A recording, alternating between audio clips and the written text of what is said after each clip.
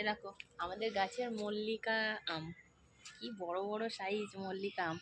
আর আমগুলো সব পেড়ে নেওয়া হয়েছে কাঁচা, কিন্তু পেড়ে নেওয়া হয়েছে, কেন পেড়ে নেওয়া হয়েছে দেখাচ্ছি। এত বড় বড় আম সব খেয়ে, পাখিতে খেয়ে ফেলে দিচ্ছে, মানে আমরা খেতে পাচ্ছি না। তো প্রতিদিন দুটো একটা করে এরকম ফেলে দিচ্ছে। সেই জন্য কী করবো, আজকে ও পেড়ে নিল সব মল্লিকা আমগুলো। এই গাছটা মল্লিকা আম আর ওই গাছটা হচ্ছে আম্রপালি। তো এই যে এক ঝুড়ি আম পাড়া হয়েছে, বেশ বড় বড় সাইজ এক ঝুড়ি আম পাড়া হয়েছে।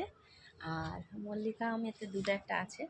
আর এই মল্লিকা আম সবগুলোই মল্লিকা আম, আর এগুলো আম্রপালি। এই যে এটাও বড় বড় সাইজ।